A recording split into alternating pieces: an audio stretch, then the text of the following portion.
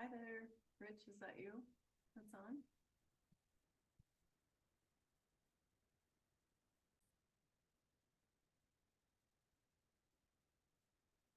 And let's see. Okay, great. Welcome everybody out to our Utah Children's Care Coordination Network for April. We're excited to have you all here. We have got a lot of really great speakers with us today, so we're excited to have everybody join us. Just a few housekeeping things before we get started. So today's agenda, we'll spend the first part of the meeting going over announcements and updates. And I'm sorry, I'm getting a little bit of feedback that I am not audible. Can you shake your head if you can hear me? We can hear you. You can hear me. Okay, must have been that person's audio. Okay. Then we'll have some time for our brainstorming as well. So you can go ahead and start thinking about that. If there's any cases you want to share with the group, resources that you've come across lately, new information, we'd love to have some input from all of you for brainstorming. And then our meeting topic today is all around emergency and disaster preparedness and how we can better support those children and youth with special healthcare needs in times of emergency and disaster. And then we'll have a little bit of time for questions and wrap up at the end, ending at 10 o'clock. So just as a reminder, if you can rename your profile, you'll see if you hover your mouse over your picture, you'll see 3 little dots in the upper right-hand corner. Looks like this. And you'll get some options that allow you to rename your profile. We'd love to see your name, the agency, and your role with the agency. That just helps us connect a little better with one another. And as always, if you are able to join us with your camera on, it allows for the meeting to be a little bit more interactive. So we encourage you to join with your camera if you are able to. For announcements today, we always want to remind people about the Spark study that's ongoing. If you have any families that are have a new understanding of new diagnosis of autism, this is genetic testing that's offered for all of the family members to be able to participate in this nationwide study, and they get a lot of great resources as well for participating. It's completely free to participate, and it is available in Spanish as well. And then for updates from the medical home portal, we have a little bit of content that's been updated, pages that have been updated since our last meeting. Anxiety disorders, these 2 newborn conditions that I'm not going to try to pronounce for you, methylmalonic and PKU, and then premature infant and retinopathy of prematurity page have also been updated since our last meeting. And then I wanted to highlight a little bit of content on the medical home portal that is related to today's topic. So we do have a page all about planning for emergencies, and I wanted to go ahead and I'm going to navigate out to the site here really quickly and show you what that looks like. This is Shayna. I will say the planning for emergency site is being updated, so we're working on it. Yes. Thank you. Dr. Goldman-Lucy had told me that there were some updates happening there, so we're very excited about that. So again, this is the site, and if you can search this by keyword at the top. So emergency is a great search term, and it's the first one that comes right up. Planning for emergencies.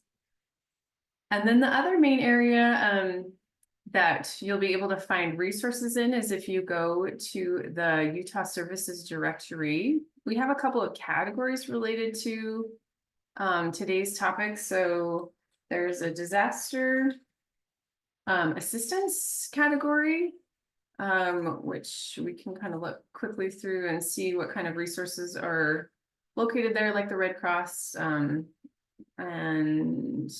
emergency medical services and preparedness, which we're going to hear from today as well. So we're glad to see that they're in the directory. And then the other category that might be helpful in this situation is we have one called safety and preparedness education. So again, you can look by agency and in just the term search, but we do also have these categories that if you're not exactly sure what you're looking for, might help you narrow down that search a little more. So these are some of the agencies that provide some type of safety and or preparedness education. And that's a pretty broad topic, but those were the updates or the topics on the medical home portal related to today's meeting.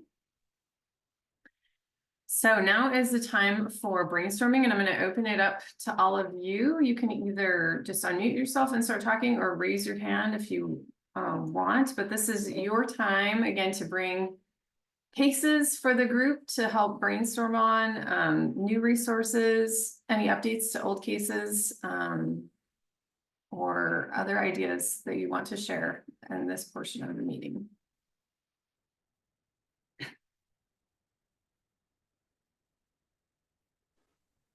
I have a quick question. Can you hear me? Yep, go ahead, Stacey. Okay. So I've been trying to find respite care, like in-home respite care for a Medicaid patient. She has a bunch of food allergies, environmental allergies, topical. She's covered head to toe with eczema right now. And she's not currently going to school. She's 7 years old, just because everything she seems to come into contact with makes her flare up. And I have found, I've gone through the usual, the kids on the move, respite care, Fridays kids, and they're all obviously in facility respite. I have, let's see, I called a couple of like respite cares that do in home, and it's for both elderly and pediatric, but they don't work with Medicaid. And so I was just wondering if anyone knows anything or anyone that does in-home respite care. Mom just needs some help. She's a single parent. Yeah, she's just kind of struggling because she says she's up all night rubbing her skin so that the child doesn't like scratch herself to the point of bleeding. She has done that, and she's had MRSA twice and has finished antibiotics for that. They're currently doing wraps, wet wraps for her.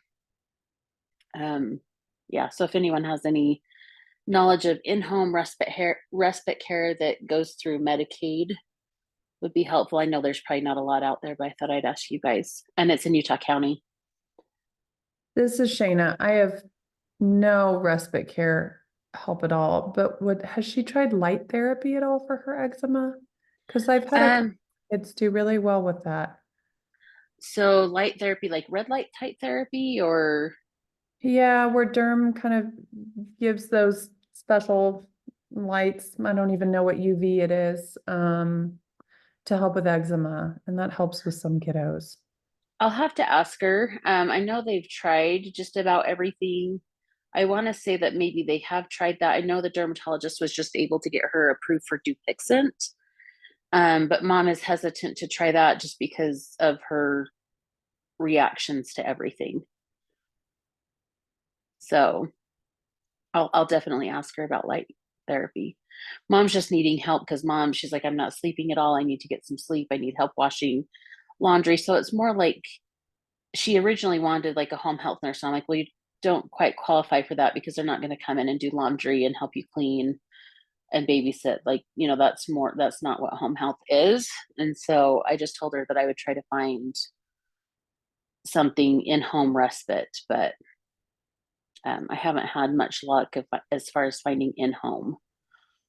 So sorry, this is Katrina. I am trying to remember the name of the place and I can't find it right now, but there's a new place called something like Brady's Place or something like that. So I looked into that one. Yeah, I looked into that one, Okay. and that one is also in facility. Oh, it is. Okay. So I found another one that has like nursery care. So if she needed like longer days, so Family Haven, if they need longer stints of time on days, that she can schedule that a week in advance. They also provide respite care, but the nursery care doesn't cut into your respite care hours. So I think that's probably going to be the best option for her if she's willing to take her out of the home. So We did just have a few people hop into the chat as well, and Erica Wall mentioned home watch givers accepts Medicaid, and she's believed that they were statewide.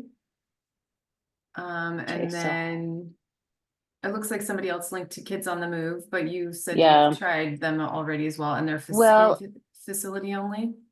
yeah, and they only offer 3 hours once a month. Mm. And so I think mom is just looking for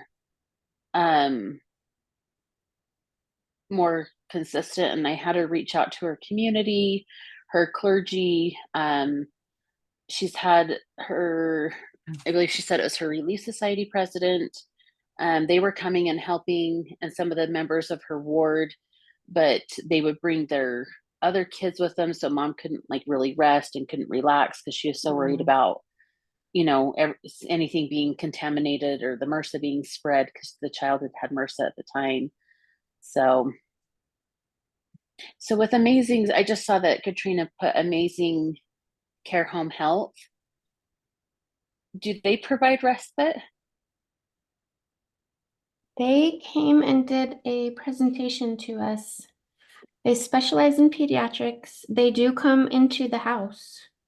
They do skilled nursing, therapy, aid visits, private duty nursing, speech, OT, PT, feeding therapy, showering, dressing, stuff. Well, it sounds like they might be a good try.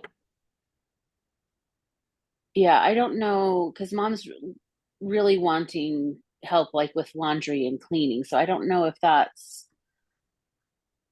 No, but you for know, the therapy part of it and taking care of her skin and, you know, yeah. I don't think you're gonna find all of those things in one place. No, I totally agree. Correct me I if didn't think, sorry, correct me if I'm wrong. So I have the same situation with a couple kiddos that I work with, and it is kind of like a home health service, but it's like a nursing assistant that comes in, and as long as it is cares only for that child, so they do help like get the child dressed and things like that. They have done laundry, things pertaining to that child. They're not going to do the whole family's laundry, but they do everything that is for that child. And I mean, they call it respite slash, home health services. As long as it's not like the RN or the LPN and it's the aide, they have been doing it that way. okay, and that's with the like Amazing Care, That's with the home watch care. home I watch care. has Okay. 2 kiddos. And this is a newer one. There is other, I'm out in the basin, so you guys probably have more services out there. We have Blue Turn here, and same scenario, they can bill Medicaid for, cares, and they come in every day. They're in the home 7 days a week, as long as the doctor orders it. They can come in up to 2 hours a day, I believe, is what I'm getting for one kiddo. So Okay. I don't know. He said they can't, and this is terrible, they can't really bill it as respite care only. It has to be billed as personal cares. But as long as it's to do with the child, Medicaid has been reimbursing. Okay. Perfect. I will look into them as well. So thank you. Great question, Stacy. And it looks like somebody else put in the chat a recommendation for a bath care and cream items from a Yeah. company So called she's, Tubby Todd. yes, she is allergic to creams. Like she's even had reactions to Aquaphor. So mom is very hesitant to put anything on her skin, which is hard because, eczema is so dry. But yeah, she started having like reactions to Aquaphor even. So Okay. All right. Well, hopefully you can find some luck with the home watch givers or Amazing Care Home Health. yes, thank you. I Um, appreciate it. Does anybody have another case they want to bring up today? Athena, just as a reminder, I have to leave at 9. Yes, thank you. This is Dora from Shriners Children's. Mhm. If I could just make a little reminder that Shriners has their last speaker on Project Echo through the University of Utah on May 15th, and it will be Scott Jerome, a physical therapist, specialist in special needs car seat clinics in the wheelchair department, and it's titled Wheelchairs, the Importance on-time Mobility. Thanks, But the Dora. University of Utah sends those out, but I just wanted to put a little plug in and a reminder for that. Great. Thank you. All right, we are going to move on to our topic for the month. If people do have cases that come up, though, we may have some time at the end as well. So keep them in your minds, and if we have some time at the end, we can circle back to brainstorming. But we do have some speakers with time constraints today, so we'll go ahead and move on to the first speaker for our learning session today, which is on all around emergency and disaster preparedness. So first, we're going to hear from Shanna Godfrey-Cato, who works in pediatric emergency medicine at Primary Children's. And we're so glad to have you here with us. We'll just turn the time over to you. Do you have something you want to present? Or I just do have a few slides that Okay, I threw great. together. Let me see if it'll let me share screen. It says I can't while you're okay. Let me try again. I'll get you set up here. It'll just take me just 1 second. It looks like it's going to let me share. Okay, great. See it? Yep. And if I go to presenter mode, well, can you see the slides? Yes. Success. I don't think I've ever had it work that easy. So just kind of as a background for me, I am a general pediatrician. I work in the Division of Emergency Medicine in the RTU and OBS unit at both Salt Lake and Lehigh and in the emergency department. I am also in the Utah Air National Guard. I've been in the military for about 14 years, so I've done a lot of disaster medicine and homeland response for local disasters, as well as planning overseas. I was actually deployed to the Middle East during COVID, so I got to plan for COVID in a war zone. That was very exciting. But thankfully we were mostly isolated, so not big issues there. But so I know everyone's kind of got different backgrounds, and so I have sort of some general slides and then some Utah specific resources that might be useful. But if anyone has anything else that they're interested in or they want to know more about, please let me know, and I'm happy to connect you with resources that we have across the state and really the Mountain West region. So kind of just a general overview, why we prepare for disasters. Natural disasters are at increasing frequency. Acts of terrorism, as we know in recent years, have also increased. And there's a large proportion of our population that's children, about 22% in the US, about 25% worldwide. It's a hard number to come up with, so that's kind of best guesstimate because every country uses the pediatric age is calculated differently. And then about 28% in the state of Utah. So we're the highest in the US. So we have more children to prepare for per capita than other states. And so just kind of a reminder, types of disasters can really be anything. So who responds to disasters? So it starts usually at a local level. We have police, fire, EMS, and really a lot of lay people will respond. They're pretty great about that.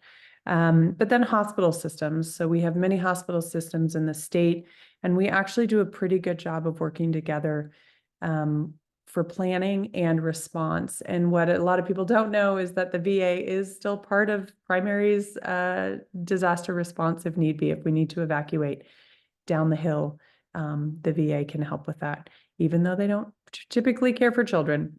We have humanitarian organizations, the National Guard, which we haven't done a lot of preparedness with in Utah in the past. But when I was in Texas, we did lots of work with hospital systems and responded to hurricanes there. And so that's something we'd like to kind of build out more in Utah. And then FEMA, but they come in later. So remember, they won't be there at the beginning. They're more of the recovery stage.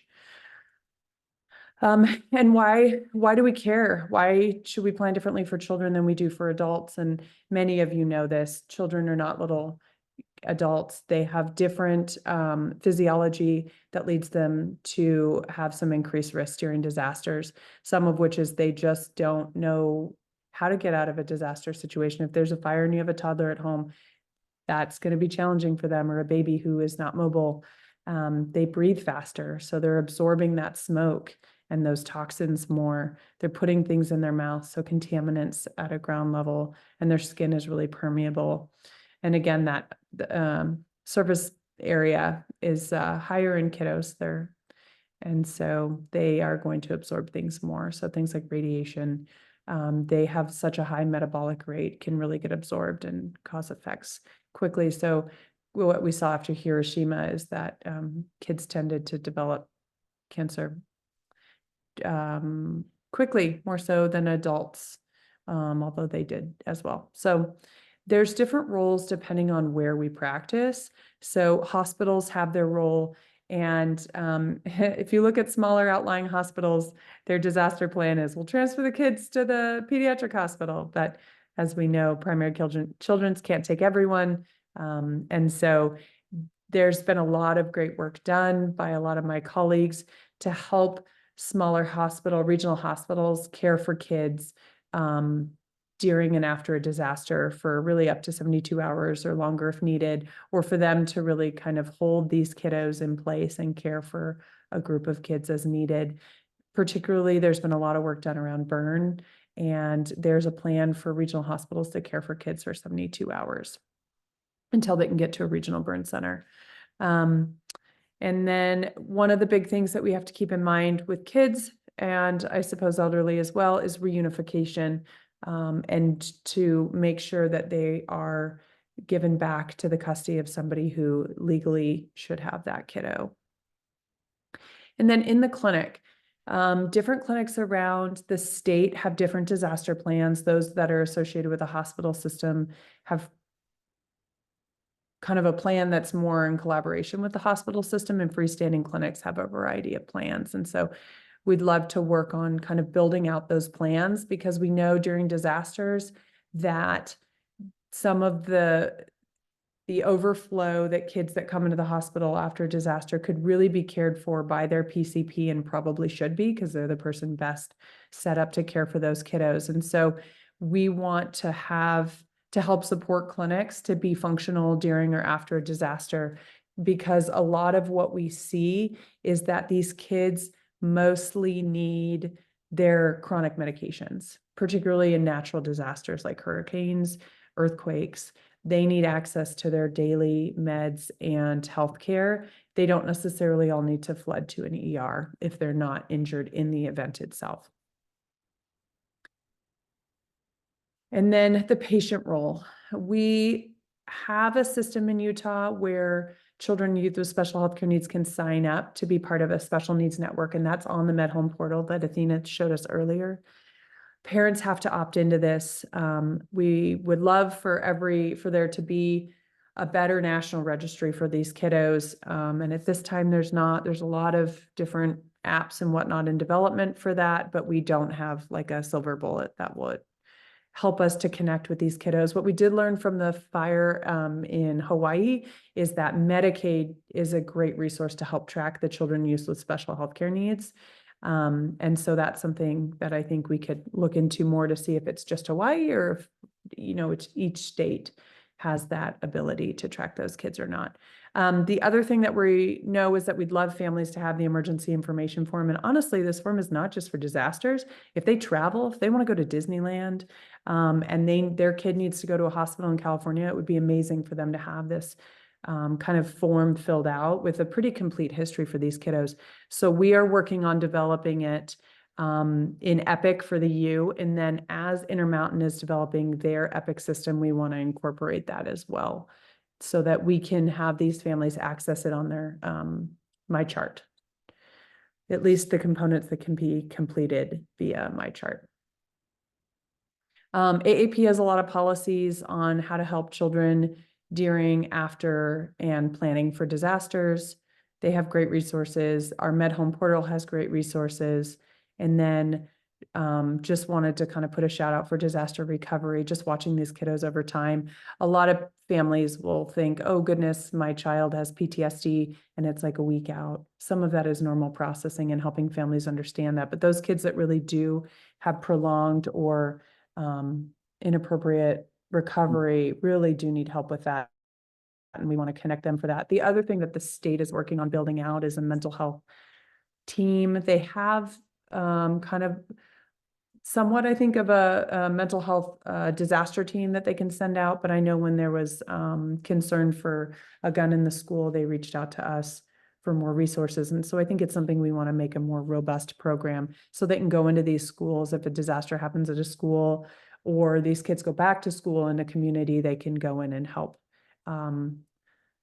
the teachers, the principal, all the employees at the school, as well as the kids themselves if needed.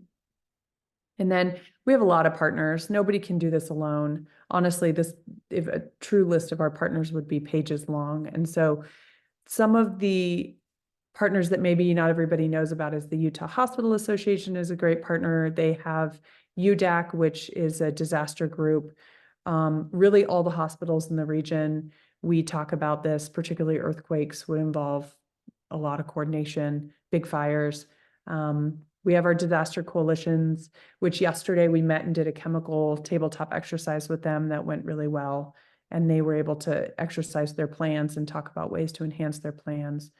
PECs are pediatric emergency care coordinators. Not everybody knows about this program, but we try and identify one person in every hospital, particularly regional hospitals, that can be that pediatric person. A lot of times they're unfunded. They do it out of the generosity, and they're really pretty great. So we like to support them as much as we can.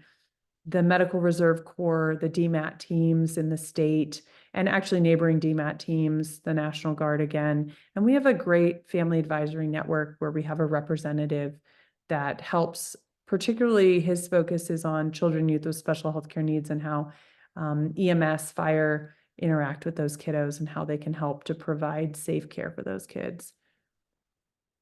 There's a family readiness kit. So if you have families that you think could benefit from doing some more preparation than kind of what they've started, we've actually revamped this. This is an updated link, but I don't have a picture yet. And so it's meant to be helpful for families in all different stages of preparedness. So we call it the road to recovery and the road to preparedness. And so we want them to just take small baby steps. We don't want them to feel like it's all or nothing. And if they've done nothing, then they're totally unprepared. And we just really want to be supportive in that process. And we think that the more families that we can kind of help move through this process, the better off we'll be as a state if we had to respond. And I have a whole list of resources, but again, this is just a fraction of what we have. So I will stop there and see if anyone has any questions. Let me stop sharing.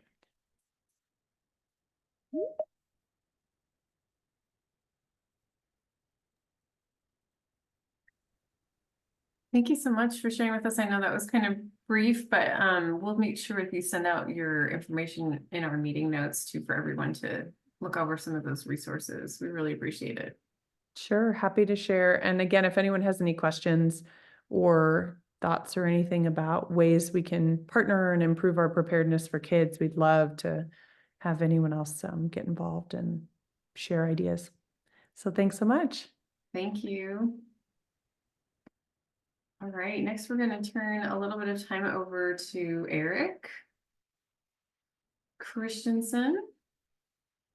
Good morning. I appreciate that last presentation. And as long as we're talking toolkits, mine is very brief today. I just wanted to share just very quickly a website and another toolkit that is targeting or focused on children and youth with special healthcare needs and their families. So let me just share my screen really quickly, and then I'll put these links in the chat. One moment here. And let's see. And my screen just went away, but are you able to see that screen? It shows like a little girl with a finger in a pulse ox or something. Is that showing up for you? Yes. Okay, so this is the Health and Human Services Child and Adolescent Health Emergency Planning Toolkit. And they have a toolkit and at a glance and a desk reference guide. And this is the Administration for Strategic Preparedness and Response out of the Federal Department of Health and Human Services. And I don't know if this isn't give me an infinity screen here, but if you go to download the toolkit, let me see if this comes up on here. Did it show that, or did it just give you an infinity screen? It moved to the toolkit. Okay, let's hear it for Zoom then.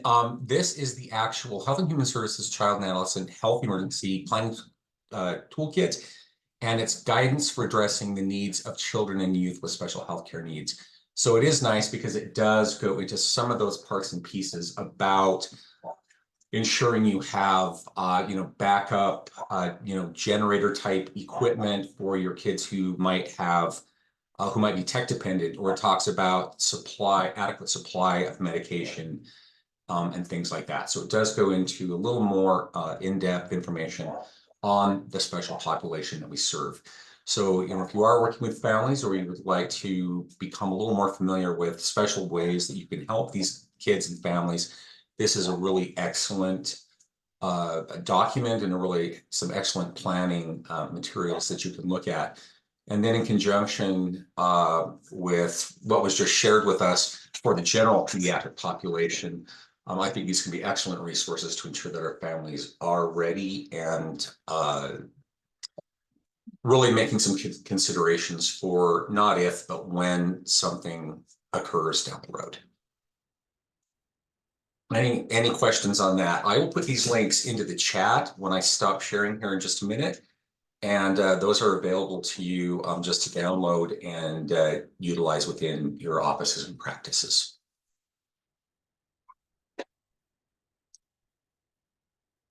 Okay, thank you. Thanks, Eric. We'll get that linked in the notes as well. And I did want to make a note about some of the notes I'm sending out. So I've been trying to record and post our meetings on YouTube, and just due to resources, we're going to rely a little bit more heavily moving on the meeting recordings going forward, instead of me taking such copious notes and trying to get those out. And we'll make sure and link all the resources and the slides and stuff like we have been in the past. So thank you, Eric, for that. And then we also have a little bit of just a brief resource update or resource sharing from Utah Family Voices as well. We have Katrina joining us today as a representative from Utah Family Voices. Hello. Let me see how can I share my screen. Let's see.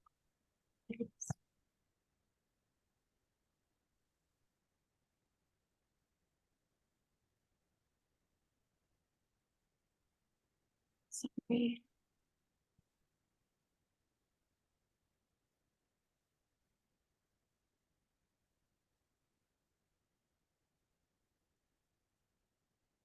Yep, Okay, that looks good. let me get it in. Oops.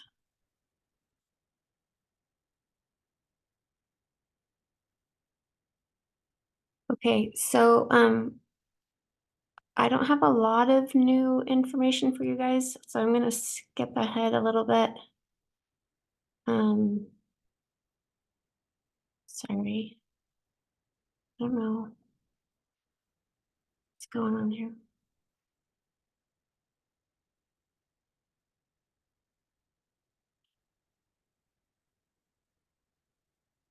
Okay. So obviously a lot of this is going to be common to all disasters, whether you have kids with disabilities or not. But the main thing I want to focus on is just the thinking ahead part. Just because when you have a kid with special needs, if they're on a ventilator, if they have, they're tube fed, or that have special medications, all those things are things that you can plan ahead for. And then create some kind of a disaster supply kit and think about, okay, what if we don't have electricity? Can I get a generator? Do any of my neighbors have a generator? How do I transport my child if that's a difficulty? Or if I don't have refrigeration or things like that. And then what can I do again to prepare in advance? Can I have all of like the kits that you guys were talking about and having all of your medical information in one place so that if you did need to leave home, you would have all of that with you. Guardianship would be a big one, or um, the specs for your adaptive equipment. Because if if your wheelchair was lost or damaged and you had to get it replaced, you'd have to have that information for your insurance and things like that. And then again, what can you do in advance? Creating a personal support network. Can you make connections with your friends or your neighbors or your local emergency responders? How can you, if you've got a friend or family members or neighbors that you've they check up on you, you check up on them, so it's multiply mutually beneficial, and that you're not just focusing on helping or like just depending on one person, because if that one person that you're depending on is also affected by the disaster, then they're not going to be able to help you. So some things that that has been mentioned is the specialneedsutah.org, and I'm going to talk about that in a minute. But the Yellow Dot program is also a really great program that allows us to register our family members or ourselves so that if we were in a car accident, for example, and we're not able to communicate, the first responders would be able to find out who we are and what maybe our medical issues might be, or what our medical needs are, so that they can help us the best. And then the special needs, sorry, let me go back real quick. The specialneedsutah.org registry is what Shauna was talking about. And this just explains who can be enrolled. And again, it's just a great way of making sure that if there were an emergency, that it would be easy to access your medical information and get the help that you need for people who have a lot more complicated medical needs.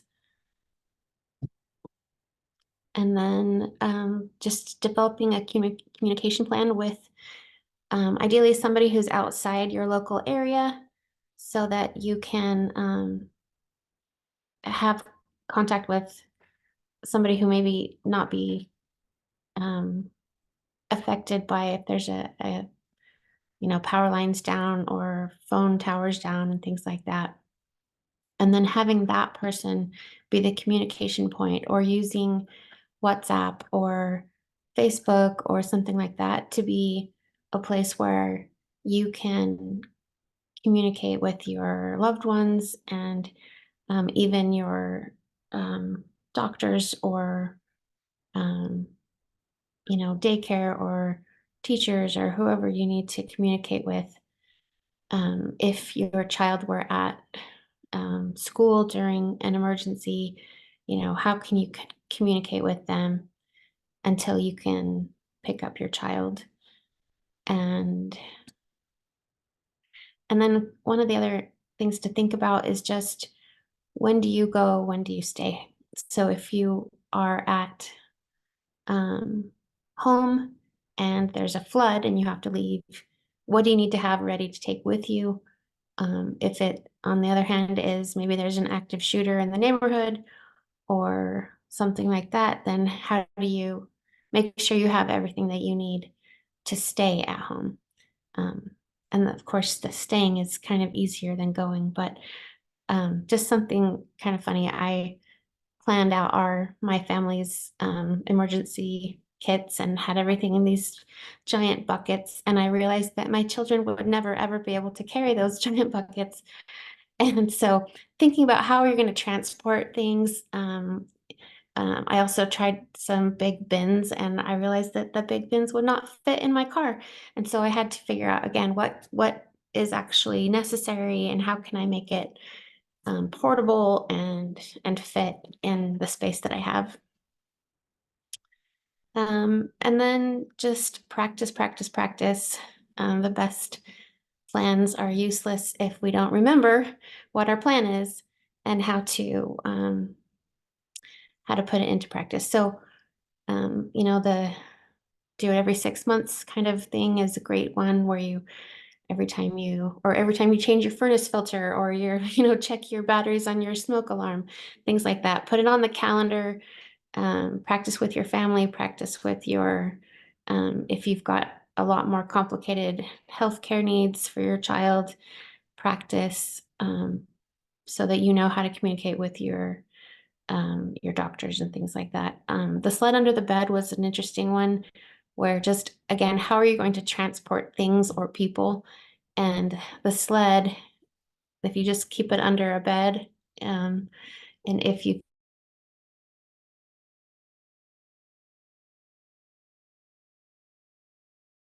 Oh, I think we just lost Katrina, which is unfortunate. I really wanted to hear the rest of what she was saying there.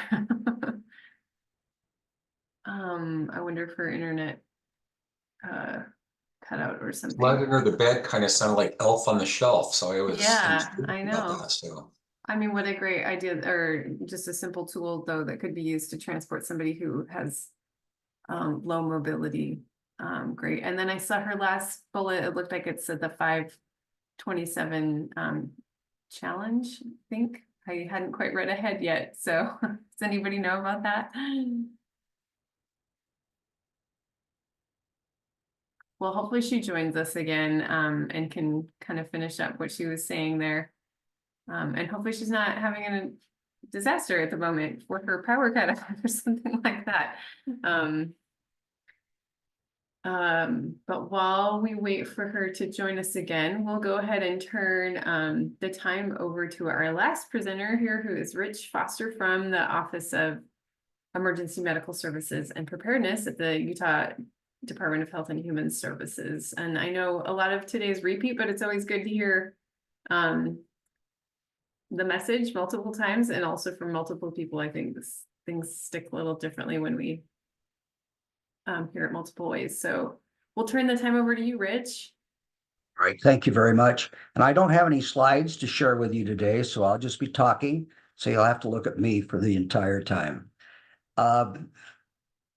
This has been excellent so far, and I think Katrina's presentation in particular, I'm going to echo some of the things that she talked about because they are very, very important. We're going to talk a little bit about what I call Emergency Preparedness 101, and then also a little bit about how things specifically relate to parents of children with special health care needs.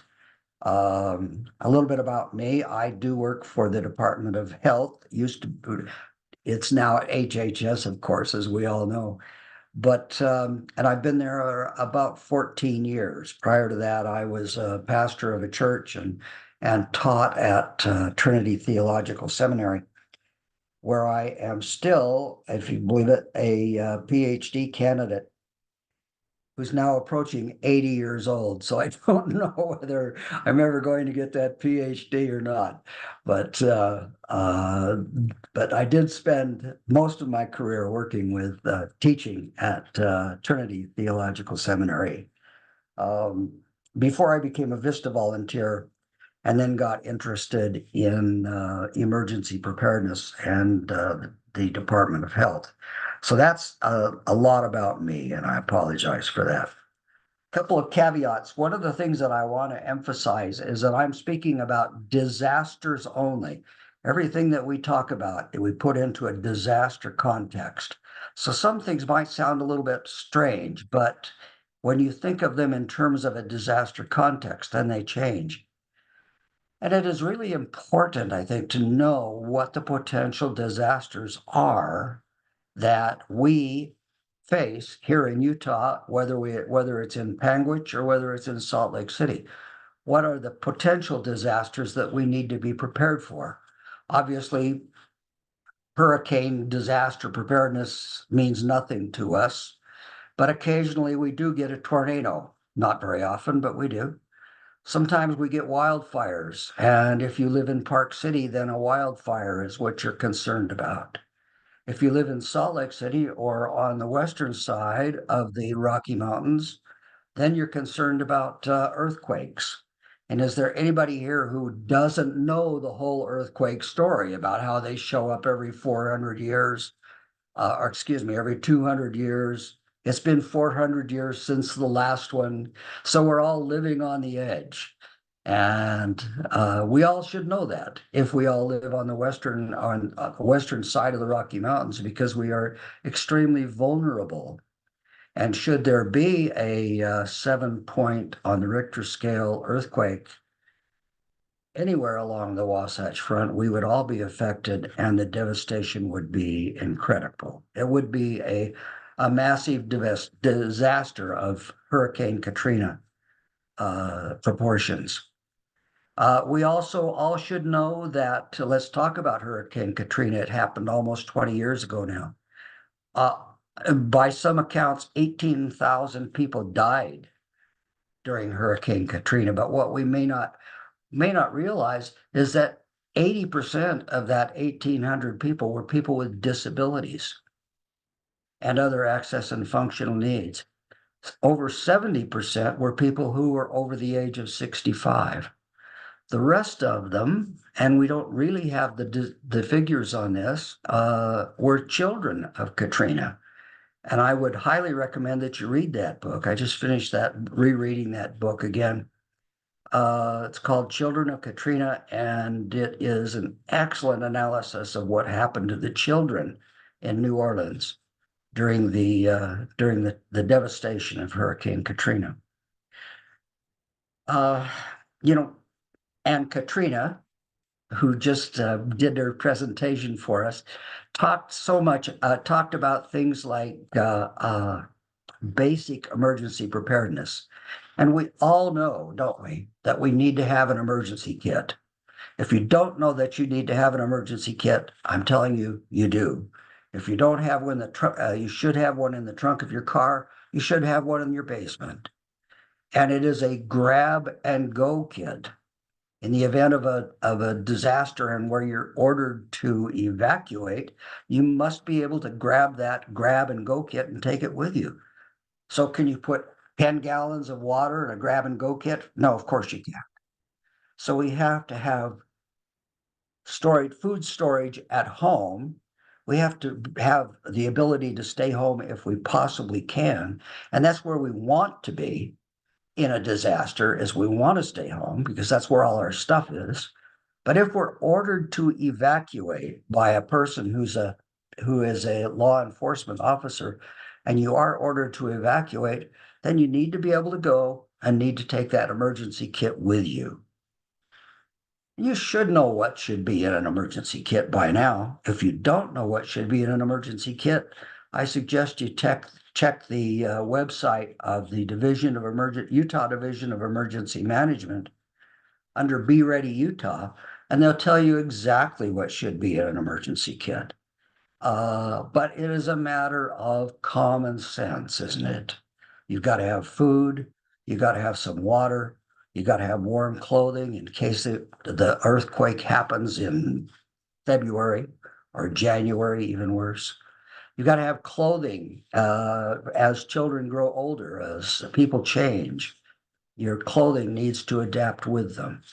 Your food needs to adapt with you as well. You know, you can fill a bag full of protein bars, and 6 months later you have to throw them all away because they've expired. So an emergency kit has to evolve and has to revolve. You need to replace the water, you need to replace the food goods, you need to replace the clothes as children grow older.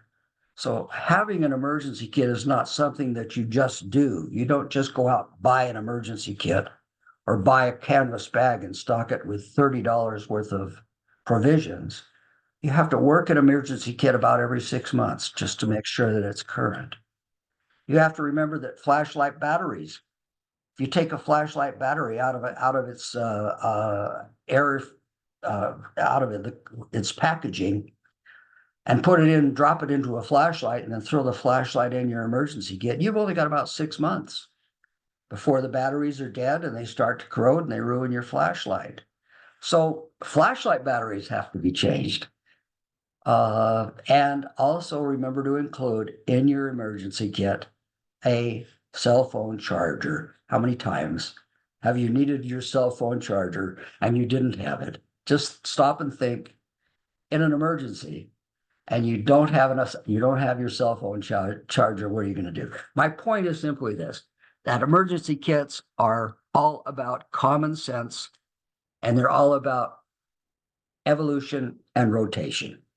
And that website that I gave you, Be Ready Utah, will give you really good information about an emergency kit. Now, what do you do if you live on the poverty level? What if you live below the poverty line? Can you afford a $30 emergency kit? No, obviously you can't. But what you can afford is every time you go to the store, buy one item that goes into your emergency kit. Spread that out over a 6-month period if you have to. And at the end of the 6-month period, you'll have what you need in a grab and go kit.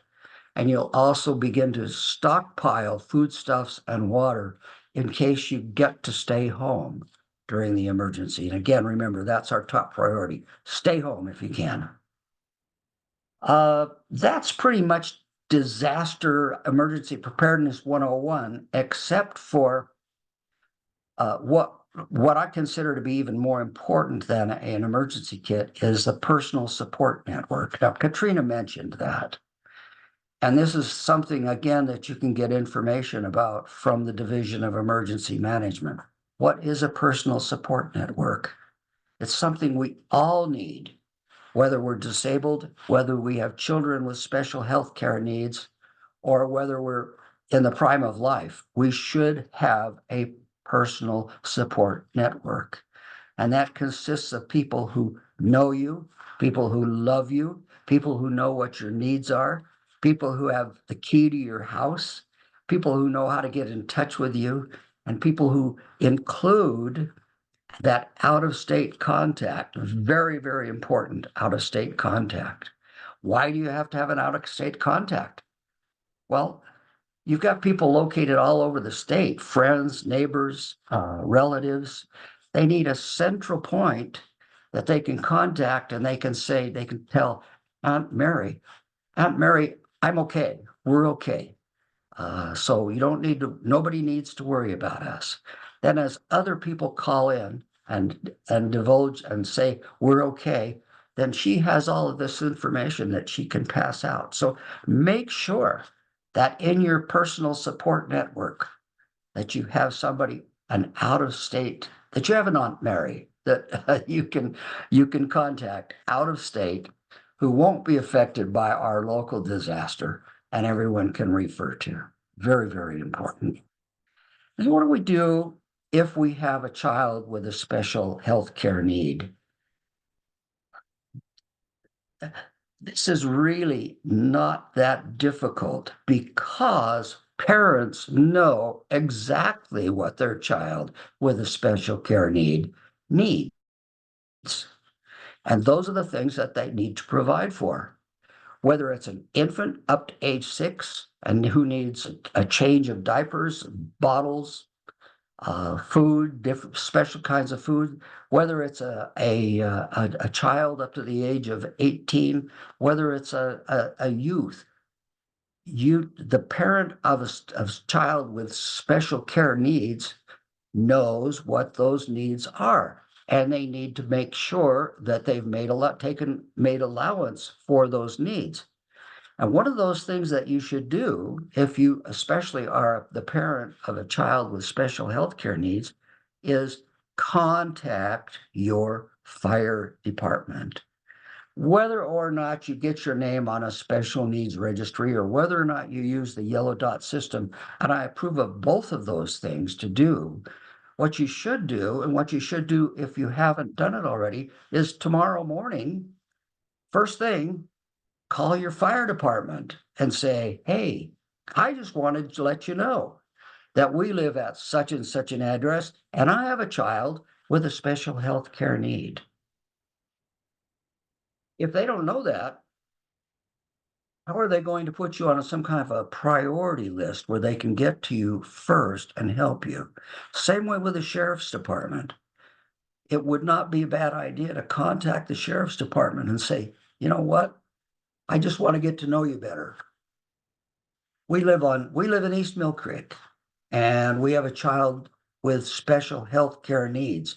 And I want you to know that in case there's a problem in East Mill Creek, you'll know that you need to come to my house. Need to make that personal contact between you, your fire department, you, your Department of Emergency Management, you and your sheriff's department or police department. It's really very important. Now, this has been pretty basic stuff. And I would assume that most of the people here already know all of this, especially given your interests in the field that you're in. And I've been reading about your office this morning, and I'm very, very impressed, because if you're working in this field, that means that you care. And I appreciate that. If you care, I've been reading your goals. I've been reading your mission statement, and it's marvelous. And I'm honored to be here. I'm humbled to be here. You folks are the experts.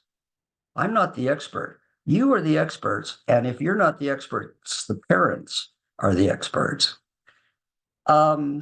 Remember a few basics when it comes to kids. You know, kids change, kids evolve. All of our things that we do in preparation for a disaster have to change and evolve with them. The younger the child, the more the child will be distressed during a disaster. And that means the more that the parent needs to be able to stay calm, discuss rationally as children get older, so that children will not become affected by as much as we can help prevent that. Okay, we've covered an awful lot of information today, the four of us, and I really do appreciate you being here today. I am available if you would like more information from a health department standpoint, or if you want more information from an emergency preparedness standpoint. Contact the Division of Emergency Preparedness. You can do that online or by phone. But other than that, thank you, Athena, and I appreciate all of you. Thanks. Bye. Thank you, Rich. We appreciate. Oh, it sounds like I'm getting a little bit of feedback on that. We're so glad you could join us today as well, and highlight again the idea of having an emergency kit ready, that it needs to be kind of this evolution of building it slowly over time, and changing things out frequently, especially with kids, and as medications change, especially thinking about that population of children and youth with special health care needs. It may need to change and be updated more frequently than every 6 months. So I know we lost Katrina right at the end of her presentation. She is back with us now, so we're gonna turn some time back over to her just to wrap her thoughts around the bed under the sled and the 524 plan. Oh, she was with us. She must have got knocked off again. Oh shoot! I think Are I'm you here? still. Oh, I'm you here. are I'm here. There you are. Okay, great. Sorry. I didn't see your name up in the participants. I thought you might have. Might have lost you again. Okay, so I'll just kind of, the bed under the sled idea is just having a plastic snow sled under your bed so that you can either carry, transport people or stuff, your 72-hour kit or whatever you need easily, which I thought was pretty cool. It could also help keep things dry, or even just like dragging things downstairs, not people, just things. And then the 24-hour challenge is kind of a just emergency preparation exercise to see if you can survive on what you've got at home. Do you have enough water? Are your flashlight batteries working? Can you use that generator you've got in the garage?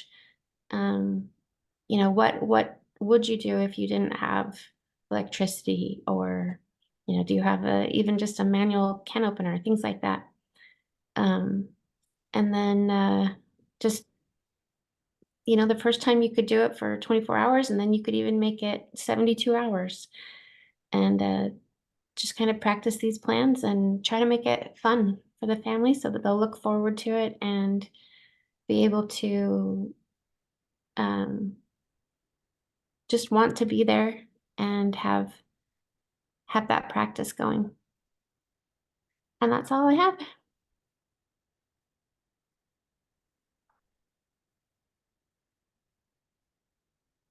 Oh, can't hear you. Thank you. Thank you for jumping back on and finishing up your thoughts. We're so grateful today for all the presenters we've had and some of the great resources that have been mentioned, like the Utah Special Needs Registry, the Yellow Dot Program, the Be Ready Utah. Well, again, make sure we have all of these and some of the toolkits that AAP and that Eric mentioned as well, linked in the notes. We do have some extra time. If anybody has any other resources you've heard about related to emergency and disaster preparedness, or even tips and ideas, especially for working with children and youth with special healthcare needs that you've either heard from parents or passed on to parents that have been great, we'd love to have some time to do some sharing with everyone. And or open it back up to our brainstorming, since I know we usually do have a little bit longer time at the beginning for brainstorming or announcements or that kind of thing. So I'll just open it back up for a little bit, and we can wrap up our meeting with any other thoughts anybody wants to add.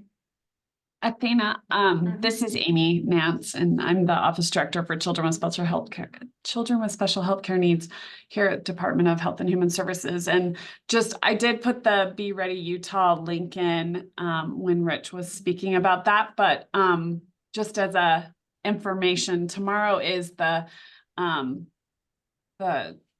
Utah Shakeout. So it's the practice, and you can register on the Be Ready Utah site to take part in that, if that would be something anyone would be interested in. So I just wanted to mention that as well. Thank you. Very timely statewide event happening there that we could all put into practice, and just even use it as like a good baseline for where we're at and maybe where some areas need to be improved. So thanks for that, Amy.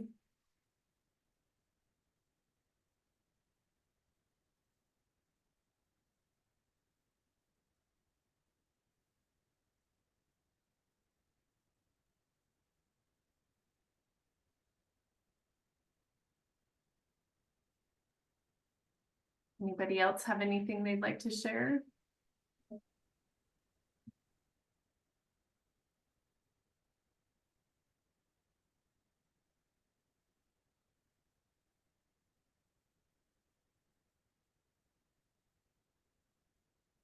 All right, well, to wrap up here for today, I just wanted to remind everyone that you can stay in contact in between our meetings on both with the listserv and our UCCCN Facebook group. We have been utilizing the Facebook group a little bit more frequently, which is great to see. I've seen a lot from Utah Parent Center posted there, or Utah Family Voices posted there. And then just a reminder too, on the listserv, you don't have to send things to me to send out on the listserv. You can actually just put in this email address and it will automatically distribute to the listserv. So I know there was a timely concern about formula this last month, and I was actually on vacation, so I didn't get it sent out till the next day, but in a situation like that, you can directly email this email address and it will distribute automatically to the listserv.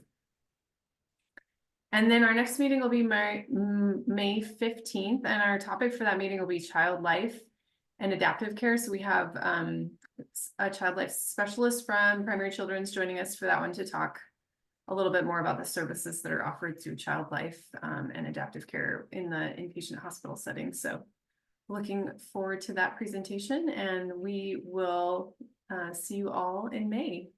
Thanks for joining us, everyone. Thank you.